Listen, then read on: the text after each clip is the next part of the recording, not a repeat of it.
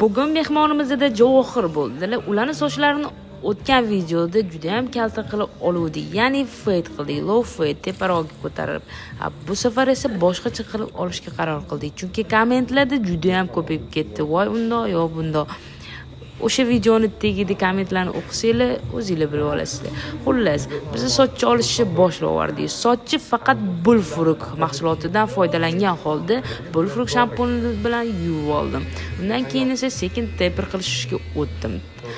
Soch olish jarayonida mazza qilib maroqli suhbat qurdik va suhbat orasida taper fade'imizni ham ko'rsatib qo'ydim, qanaqa chiqayotganiga.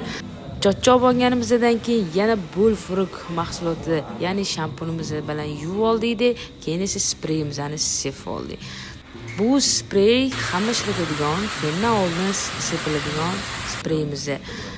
Ukladkaga keladigan bo'lsak, ukladkamizga gelimizni ishlatdik, takoy yumshoq, mягкий fiksasiya qilishimiz uchun. Yumshoq gel surganda yumshoq shatiladi, ya'ni yuragingiz tushib ketadi. Bu gel nimaga ko'pincha takoy. Biroq cho'g'ib chiqqandan keyin supash, shuni yuradigan gel yoqilmaydi. O'shanga.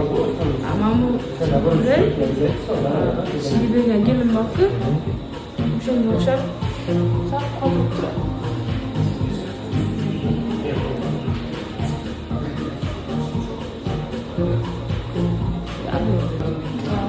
Lekin har kun ishlab bo'lmaydi.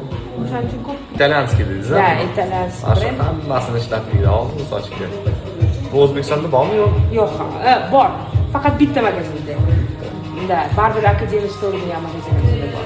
Boshqa magazinda topamiz. Kachisining zo'r narsalar ekan. Xullas, kelaverasizlar.